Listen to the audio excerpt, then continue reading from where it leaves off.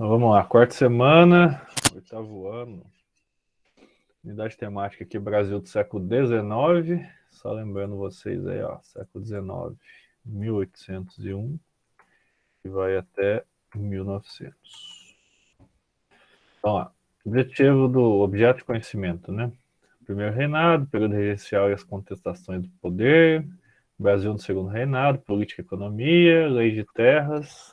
Basicamente a mesma coisa da semana 3, né? Desdobramentos da política do segundo reinado, territórios e fronteiras, ligado ao Paraguai. As habilidades. Identificar e analisar o equilíbrio das forças e sujeitos envolvidos nas disputas políticas durante o primeiro reinado, regências e segundo reinado. No caso aqui, a outra habilidade, identificar as questões internas e externas sobre a atuação do Brasil na Guerra do Paraguai, discutindo referentes versões do conflito, seus desdobramentos e influências para o término da monarquia e da escravidão. Conteúdos relacionados, tem 1 milhão de conteúdos relacionados aqui, que eu já falei também, na Revolução do Porto, a volta de Dom João VI para Portugal, primeiro reinado, etc. Interdisciplinaridade, geografia, matemática e ciências. Agora eu gostei dessa interdisciplinaridade, né? Porque da semana 3 aqui, ó a interdisciplinaridade aqui, ó, geografia. Sendo que é o mesmo tema, mas tudo bem. PET sendo PET. Vamos lá. Brasil Império Segundo Reinado, 1840 até 1889. Qual é a importância desses anos aqui, né, que o Brasil virou império? Então, o Brasil ficou império a mando do Dom Pedro II por 49 anos, né, até virar uma república. Então, por 49 anos, a gente vê que Dom Pedro II governou o país. Só que ele governou o país também com influência dos fazendeiros, que a galera que era rica na época e tudo mais. Então, a participação política, assim, no governo dele, que no caso era o Império, né? Era uma participação política, assim, exercida por ele, mas só que com influência dessa galera que era rica, né? Ó, cara ou cara estudante? Entre as semanas 2 e 5 do PET do Plano de Estudo Doutorado, iremos construir as habilidades 15 e 18 do currículo de História do oitavo ano. Isso será feito de forma paulatina e de forma a trazer elementos necessários para entender os aspectos políticos, econômicos, sociais, culturais do período do Império Brasileiro. Nessa semana veremos esses aspectos durante o segundo reinado. Então aqui tem a fotinha aqui dele. Dom Pedro II. Essa aqui é a bandeira do Império. Não sei se vocês sabem, a bandeira do Brasil era assim. Ó. Deixa eu só fechar essa trem aqui. Aqui, ó. Bandeira do Império. A bandeira nossa era assim, ó. Era desse jeitinho aqui, ó. Certo? Esse negócio que os professores de História e Geografia falam que o verde são as matas, o amarelo é o ouro, essas coisas é tudo lorota, tá? Não acredito nisso, não. O verde representa a casa a família do Dom Pedro, né? O amarelo representa a família da Imperatriz. E depois foi substituído esse meio aqui pelaquela bolatona lá, o brasão, né? Que está escrito Ordem e Progresso e tal. Isso foi instituído em 1889, quando o Brasil virou a República. Antes era o Império, né? Então tinha a coroinha, representação do Império, a Cruz de Malta aqui, né? Que representa o Império Português. Aqui no meio é o globo, né? Esse globo aqui representa que o Portugal tinha colônias no mundo todo, por isso que tem essa faixinha aqui. Aqui os estados, né? Representado pelas estrelinhas. Aqui tem um ramo de tabaco e aqui de café, que são as duas principais culturas do Império. Então, que você colocar aqui, ó. Flor do tabaco. Café eu preciso mostrar para vocês. Café você já deve ter visto, né? Tabaco pode ser que não. Aí, ó, a florzinha do tabaco. Ó.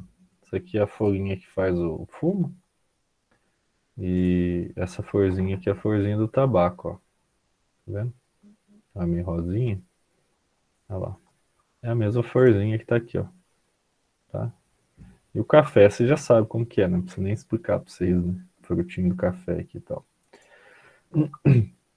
Então, o período da história brasileira que vai de 1840 a 1889 é conhecido como Segundo Reinado, tá? Então, por que chama Segundo Reinado? Porque o primeiro reinado, quem estava sob o comando do Brasil no primeiro reinado era Dom Pedro I, tá? E é o momento que o Brasil se consolida como nação. Então, ele consolida como um país mesmo, né? Que antes estava bem turbulento. Nesse período, o regime político do país era a monarquia parlamentarista. Então, o que é a monarquia parlamentarista? Você tinha um parlamento, são senadores, né? E o Dom Pedro II, ele, teoricamente, ele governava o país, mas não governava, porque quem governava era o primeiro-ministro, tá? Que era o senador lá que era votado entre eles e tal. É a mesma coisa na Inglaterra hoje, tá? Você tem a rainha lá, só que ela não governa. Quem governa é o primeiro-ministro, certo? Então, ele não tinha a autoridade que o pai dele tinha, né? O Dom Pedro I. Então, ele era um imperador que não tinha tanto poder igual o pai dele. Economicamente, o café adquire importância fundamental, sendo o principal produto na pauta de exportação. Então, o Então, café. tipo, quando o pai dele morresse, ele tinha mais poder? Então, o pai dele, na verdade, ele abdicou do trono. Ele saiu do trono. Ele foi para Portugal e ficou como rei de Portugal durante acho que 3 ou 4 anos só. Mas era para o pai dele ter ficado no Brasil, né? Ele só voltou para Portugal porque o vô dele morreu, que era Dom João. E Dom João voltou para Portugal, ficou um tempo e morreu. Daí o trono foi pro tio de Dom Pedro II, que era o Emanuel. Se não me engano, é Emanuel que chamava. E, e Dom Pedro I não gostava muito desse irmão dele, não. Ele era meio, sei lá, eu não estudei muito a fundo assim, a vida de Emanuel, mas só que ele não era uma pessoa assim boa para ser rei, né? Para governar e tudo mais. Não sei se ele era imaturo, se ele tinha algum problema, sei lá. O fato foi que Dom Pedro I saiu do Brasil, foi governar Portugal e deixou o filho dele aqui, que era Dom Pedro II. Só que Dom Pedro II tinha 8 anos de idade. Ele não poderia assumir o reinado. Por isso que não, na, na semana 3 aqui, ó, a gente está falando sobre o período que a gente chama de período das regências, né? O que é uma regência? É até o Dom Pedro II conseguir governar o país, né? Ter a maioridade. Só que ele tomou posse com 16 anos. Deram um golpe, chama golpe da maioridade, e ele empossou com 16 anos. Aqui, ó. Quer ver? Aqui, ó. Em meio a revoltas e grandes derrotas políticas, os liberais se uniram em torno do projeto de antecipação do coroamento do herdeiro do trono, Dom Pedro II.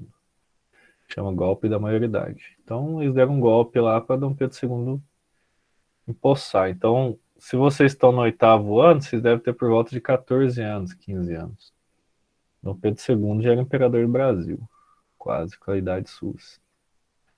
Então é uma coisa muito louca, né? Então aqui, ó, as primeiras ferrovias e os barcos a vapor melhoraram a circulação do chamado ouro negro, que seria o café. Porém, em meio à prosperidade cafeira, o império se encontrava num dilema, mão de obra de pessoas escravizadas. Desde o governo de Dom João VI, que era o vô do Dom Pedro II, o país havia se comprometido a abolir a escravidão, mas os cafeicultores se opunham com veemência, pois isso lhes acarretaria perdas econômicas. A eliminação gradual do trabalho escravo foi a solução apontada. Então, o que acontece? Desde quando a família real do Brasil chegou aqui, a família real portuguesa chegou no Brasil, em 1822, 1808, desculpa, 1808, porque Napoleão invadiu Portugal e tudo mais, aí a família veio para cá. O que aconteceu? Dom João, ele já falou que ia abolir a escravidão, como outros países já tinham abolido. E isso era uma coisa assim que o pessoal que tinha terra não gostava. Por quê? Porque eles usavam os trabalhos escravos para plantar o café, né? Para colher o café e tudo mais. Então acabou que Dom João não conseguiu abolir a escravidão, Dom Pedro também não conseguiu, e coube ao Dom Pedro II a tentar abolir a escravidão. Só que o que ele fez? Ao invés de abolir a escravidão direto, decretar a Lei Áurea lá, né, que foi em 88, 1888, ele começou a abolir de forma gradual. Então, primeiro ele proibiu o tráfico, depois ele criou, sei lá, a lei do ventre livre, a lei do sexagenário. Então, todos os escravos que completavam 60 anos eram livres. A lei do ventre livre é quando o escravo nascesse, quando a pessoa nascesse, depois da lei, ela já era livre. Mas a mãe dessa pessoa ainda era escrava. Então, tiveram várias leis assim que aos poucos foram abolindo a escravidão. É também o segundo reinado que o Brasil protagoniza o maior conflito bélico da América do Sul, a Guerra do Paraguai. O final do Império ocorre com um golpe militar que proclamou a República, no dia 15 de novembro de 1889. A monarquia brasileira não se sustenta no poder sem apoio das elites rurais e do exército. Então, o que aconteceu? As elites, né, que eram o pessoal que tinha fazenda e tudo mais, eles não estavam contentes mais com o Império. Então eles foram lá, com o apoio do exército e tudo mais, decretaram a República. Então o Brasil passou a ter um presidente e não mais um imperador. Então a política do segundo reinado. Com o golpe da maioridade em 1840, iniciou o segundo reinado brasileiro. No período anterior, o regencial. O país viveu uma série de guerras civis. Por isso, o Partido Liberal propôs a antecipação da maioridade do herdeiro do trono, Dom Pedro. Uma parcela dos políticos entendia que a falta de um governo central era o perigo para a unidade nacional. Então, o que eles estavam com medo? Eles estavam com medo que os estados decretassem independência. Rio Grande do Sul, a Bahia, Minas Gerais, Pernambuco, os estados já tinham essa intenção de separar do país. E ficou mais forte depois que Dom Pedro I saiu do Brasil. Ele voltou para Portugal. Então ele falou assim: uai, mas se o Dom Pedro I, que era o imperador do Brasil, voltou para Portugal, pode ser que o Brasil volte a ser colônia de Portugal. E ninguém queria mais isso, né? Eles queriam exercer o poder político aqui e não depender de Portugal. Então, após a coroação de Dom Pedro II, foram realizadas eleições. Essas eleições foram nomeadas pelos conservadores como eleições do cacete, pela violência utilizada pelos liberais para alcançar a maioria da Câmara. Porém, em 1841, devido ao agravamento da Revolução Farroupilha, a pressão da Inglaterra para a extinção do tráfico negreiro e a violência nas eleições no ano anterior, os liberais foram substituídos pelos conservadores na formação do novo ministério. Com a coroação de Dom Pedro II, a monarquia constitucional ficou marcada pela presença de dois partidos políticos: o Partido Liberal, cujos membros eram conhecidos como os Luzia, não me pergunte por quê, porque eu não sei, e o Partido Conservador, cujos membros eram conhecidos como Saquarema. Saquarema, se eu não me engano, é uma região do Rio, se eu não estou enganado.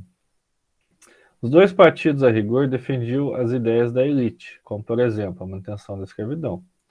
A diferença entre os Luzias e os Saquaremas se dava na relação ao poder central, com os liberais defendendo mais autonomia provincial e os conservadores defendendo mais centralização política. Então, os liberais queriam que os estados do país tivessem maior autonomia, já os conservadores queriam que centralizasse o poder político ali nas mãos do imperador e dos senadores, né?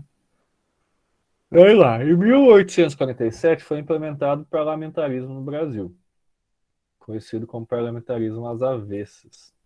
Aqui o sistema funcionava diferente do praticado na Inglaterra. Na Inglaterra, o primeiro-ministro era o deputado do partido mais votado. No Brasil, o presidente do conselho, o primeiro-ministro, era escolhido pelo imperador, a partir de uma lista com 3 nomes. Vale lembrar que o imperador Dom Pedro também detinha o poder moderador. Então, no Brasil, na época, tinham 4 poderes, diferente de hoje em dia, né? São 3. Era o moderador, depois executivo, depois judiciário e, por último, o legislativo. Eram esses 4 poderes, sendo que o moderador era Dom Pedro II. Então, para você ter o primeiro-ministro, os deputados eles colocavam 3 nomes, e quem decidia entre os 3 era o Dom Pedro, né? Então, Dom Pedro escolhia. Já na Inglaterra, era eleito o senador mais votado. Certo? Igual tá falando aqui, na Inglaterra, o primeiro-ministro era deputado do partido mais votado. Então, o partido elegia o primeiro-ministro, que é como se fosse o presidente, tá? Ó, Bill Bardeen. Com os adiamentos na decisão do governo imperial em proibir o tráfico de escravos, as autoridades britânicas decretaram a lei Bill Aberdeen, permitindo aos ingleses aprisionar os navios que estivessem transportando africanos para o Brasil. Algumas apreensões foram feitas, abalando as relações entre as duas nações. Então, a Inglaterra proibiu o Brasil de traficar escravos, tá? Então, vários navios aí foram interceptados pelos ingleses, e esses navios, eles normalmente afundavam, tá? Os navios. Questão Christie. Em 1861, um navio inglês naufragou no Rio Grande do Sul e sua carga foi pilhada. Pilhada é roubado, tá? William Christie, representante inglês no Brasil, exigiu uma indenização. Olha lá, desagradando o governo imperial. Então, tipo, o navio naufragou, a carga foi roubada e o cara pediu indenização, né, da carga. Para piorar a situação, logo em seguida, oficiais da Marinha Britânica, embriagados, foram presos por arruaça.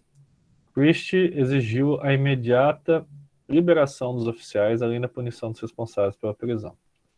O imperador concordou, a princípio, em arcar com as indenizações pelo saque do navio e ordenou a liberação dos marinheiros, mas recusou a punir as autoridades brasileiras.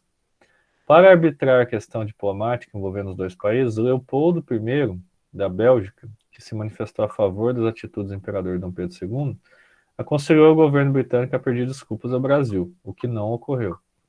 Em 1863, as relações diplomáticas entre os dois países foram rompidas, apesar da manutenção dos contatos econômicos. Em 1865, entretanto, preocupada com a expansão paraguaia no território sul-americano, os ingleses buscaram aproximar-se do Brasil. Isso aí, obviamente, por causa da Guerra do Paraguai, tá? Porque o Paraguai começou a incomodar a Inglaterra, porque começou a virar um país assim industrial, tá?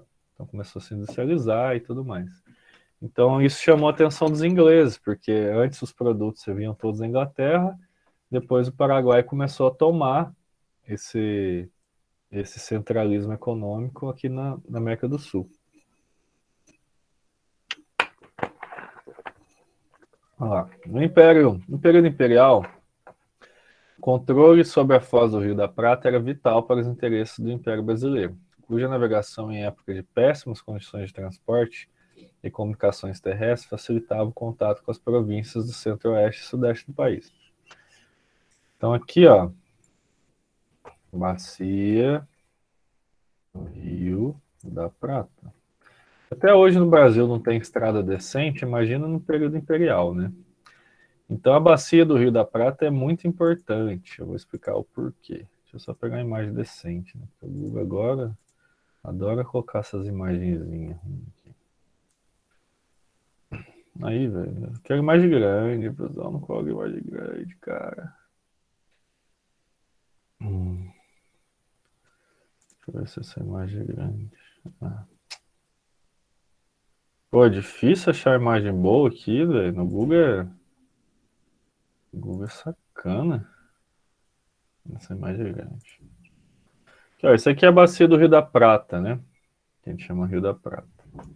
Então aqui tem o Rio Paraguai, o Rio Paraná, o Rio Uruguai, e eles se entroncam aqui, ó, no final. Certo? A imagem não dá pra ver direito, não gostei dela, não. Gostei dessa aqui, mas tá pequenininha.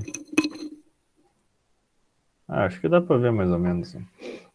Então o que que acontece, ó? O Rio Paraná, que passa aqui em São Paulo, ó, começa no Triângulo Mineiro, fica em Minas Gerais, ó. Aquele narizinho da bruxa, vocês já viram lá o desenho do estado de Minas, né? Parece um narizinho aqui, né? Aí tem o Rio Tietê, tem os dois rios aqui, ó, que ficam em Minas e formam o Rio Paraná. Do Rio Paraná vai descendo, ó, tudo aqui na fronteira do Brasil. Daí tem o Rio Uruguai, Rio Paraguai. Ele desce até o Rio da Prata. Ele chama Rio da Prata e sai aqui, ó, no sul do Uruguai, ó, tá vendo? Então esses rios aqui são importantes por quê? Porque através deles você conseguia navegar para o interior do Brasil.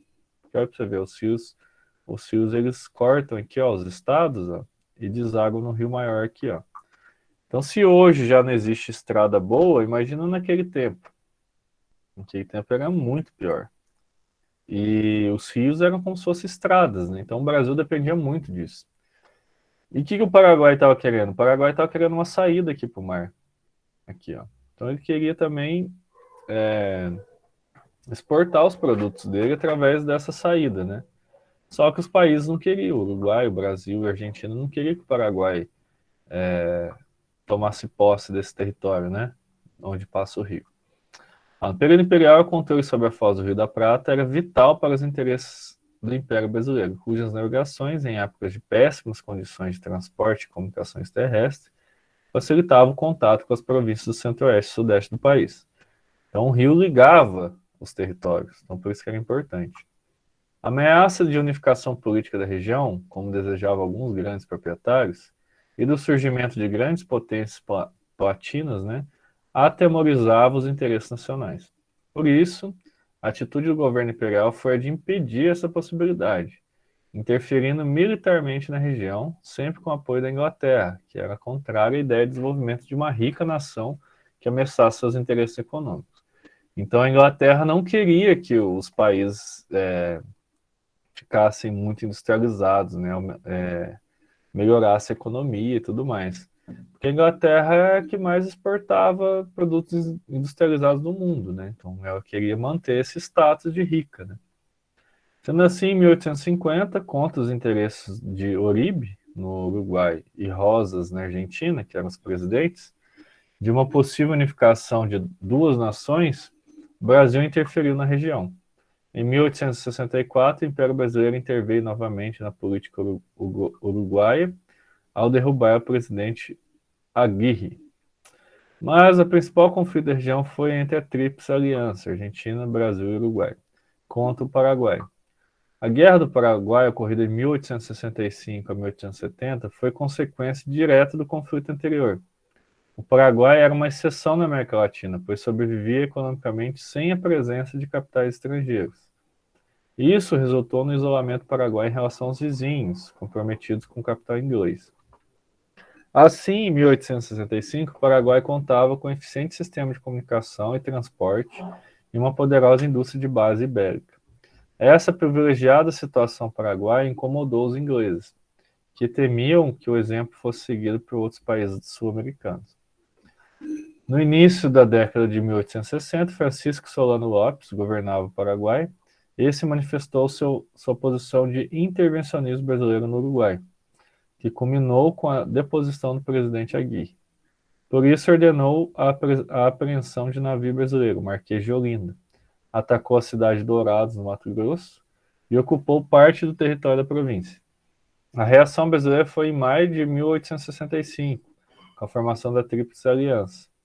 A vitória brasileira consolidou sua posição de potência no continente sul-americano, porém o preço dessa conquista foi o extermínio da população paraguaia e a aniquilação de sua promissora economia.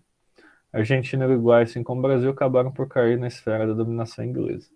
Então, os ingleses eles davam dinheiro para o Brasil, Uruguai e Argentina entrar na guerra e depois cobravam, né? Então, todo mundo saiu perdendo. O Uruguai, o Paraguai, que começou o conflito, foi dizimado praticamente. Eles falam até que acho que um terço ou um quarto da população do Paraguai foi morta.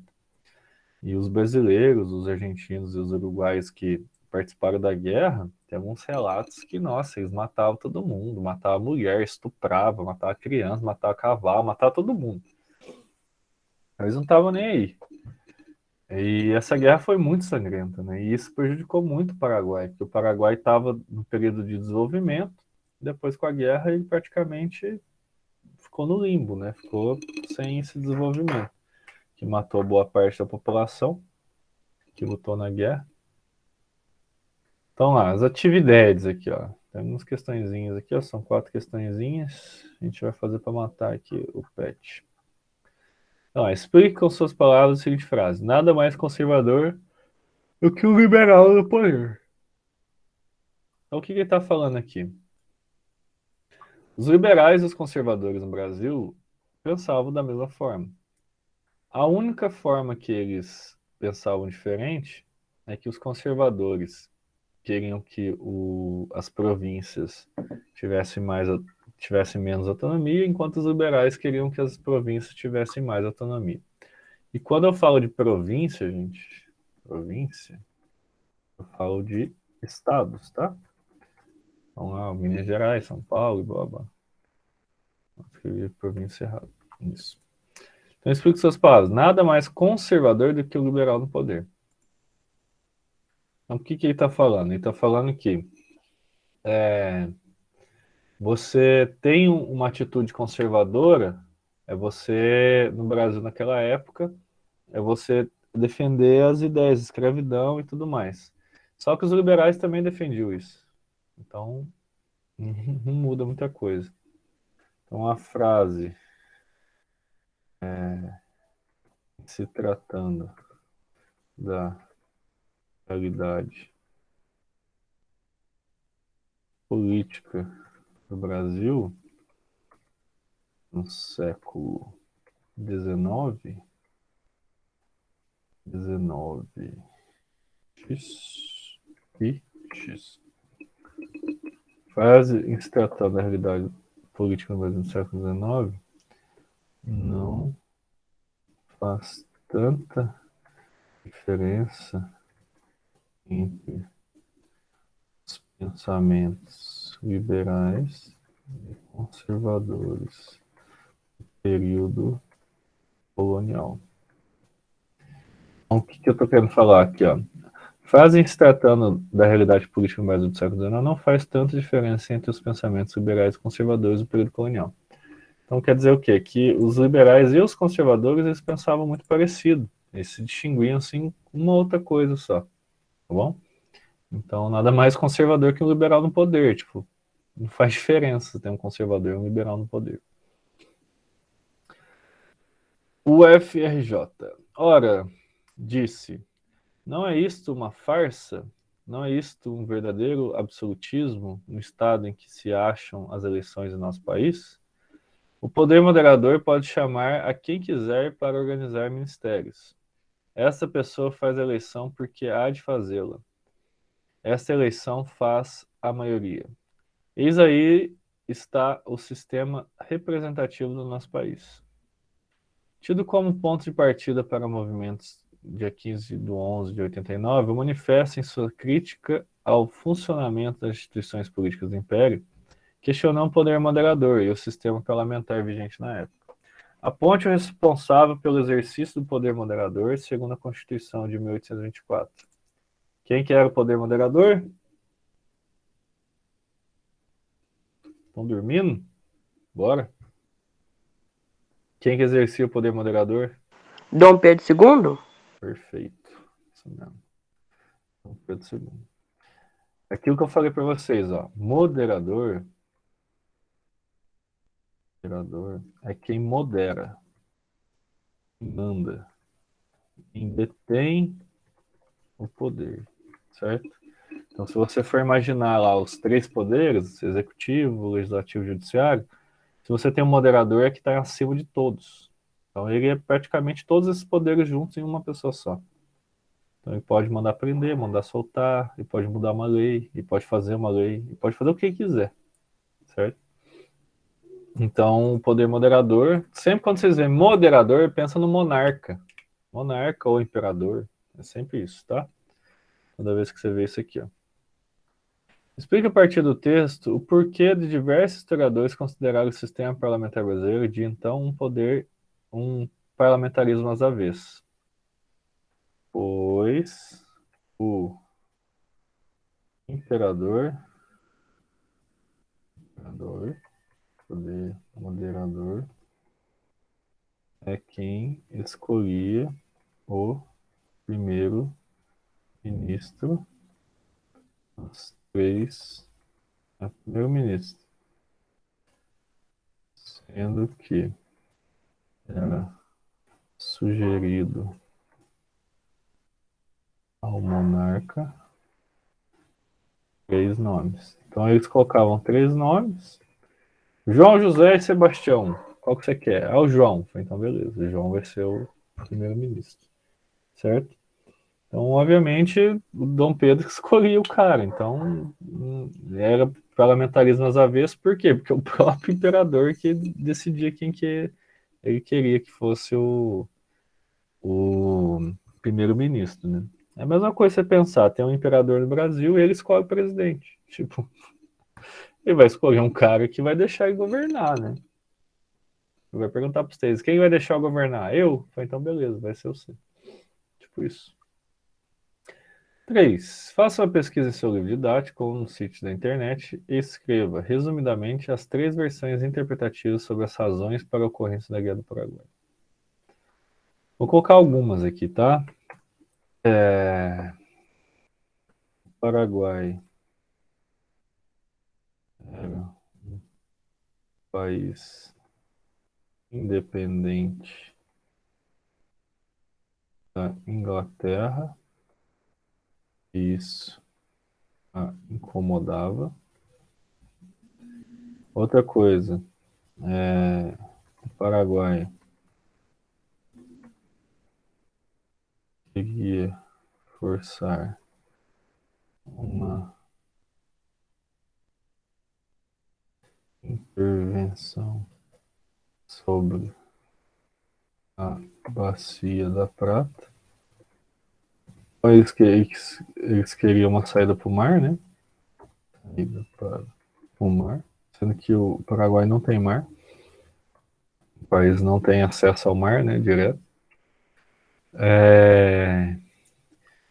Interferência brasileira nas questões políticas no Uruguai. Então o Brasil acabou derrubando um presidente lá no Uruguai, né? Então isso aí o Paraguai foi uma coisa inaceitável, né? Porque ele estava querendo fazer uma política ali para que ele conseguisse a saída para o mar, né? Para exportar os produtos e tudo mais. Então basicamente é isso aqui, ó.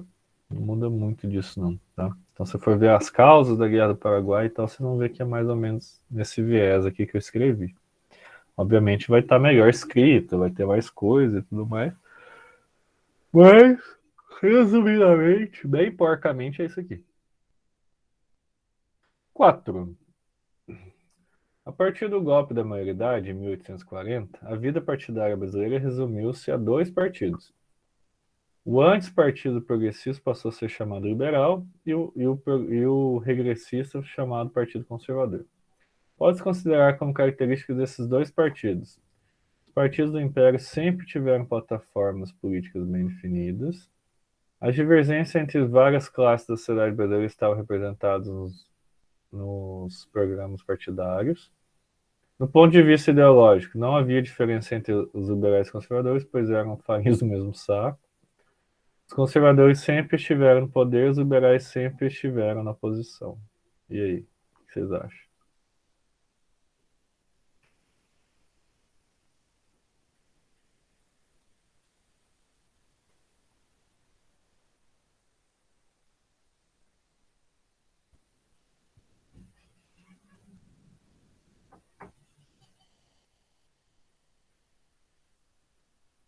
Nada? É o que, professor? Qual questão que você acha que tá certa aqui? É a C. Eu já não acho que ia ser, não. Eu Você acho pode- que é a, professor. eu tenho certeza que não é. É a C. Eu acho que é a D de dado. Vamos ver. Eu acho que é a D. Eu acho que é a C. Professor, Vem você com já essa deve ter não. estudado isso tudo, professor. Eu? É, ué. Eu não. Tudo não, tem hora que eu erro também. Professor, eu tenho hora, professor, eu toda hora. Deixa eu ver como que é a questão que é a partir do golpe. Ver se eu acho aqui. Golpe em cima de golpe. A partir do golpe. Ué, cadê? Ué, professor, que site é esse aí que dá resposta? Professor, você passa viu? pra mim, professor. Você procura o. Você procura enunciado da questão que às vezes você acha na internet. Ah, tá. Aqui, a partir do Entendi, golpe. não. Aqui, ó. Essa questão aqui, ó. Achei, ó. Tanto é que tem E, tá vendo? Isso aqui no material seu, eles colocaram até D. Então, é o número 5, ó. Os conservadores sempre estiveram no poder e os liberais sempre estiveram oposição. Eu acho que é a D. Mas pode ser a Eu C acho que é a também. C. Eu tô em dúvida entre as duas. Nossa, ou você ou eu acertou. Acho que a A e a B eu acho muito difícil. Vamos ver. Rapaz, confie no pai, é a letra C. 5. Vamos ver aqui, ó. 5. C. Viu? Letra Ah, C. A letra C, ó, do ponto de vista ideológico, não havia diferença entre os dois liberais e conservadores, pois eram farinha do mesmo saco. Eu tava entre dúvida nessas duas. é mais fácil ser professor de história do que eu sei, ó. Verdade. Não, mentira, não quero ser professor, não. Deve ser muito enjoado ser professor, você é doido. É enjoado. Aí, ó. Chegar. Ah, se bem que deve ser, não. O aluno estiver conversando lá, fazendo bagunça, ó. Ô, a boca! Fazendo aula aqui. Vai nessa, que é só isso. Se fosse só isso, tava bom. Professor, Eu. eu acho que eu não quero ser professor nunca na minha vida. Nossa, você tá doido, professor? Professor, ó, se o menino me responder dentro da sala de aula, eu acho que eu taco um apagador na cara dele. Sei que gente que é muito estourada assim, normalmente não tem muita paciência Eu não pra tenho ensinar, não. paciência não, professor. Tem que ter Já paciência. tenho paciência, sou Jorge, já chega lá na sala de aula. Ô, Zé Mandioca, senta aí. Tem que Você ser é assim. mandioca? Tem que ser assim. Nossa, professor, taco. Nossa, o menino me desafiou, eu taco um apagador na cara dele. Ah, você não viu nada, filho. Você tem que ver. Tem que Você ver podia quando. estudar na época do meu pai, então. Era assim, uma reguada na sua nuca. Né, quando os Nossa, nossos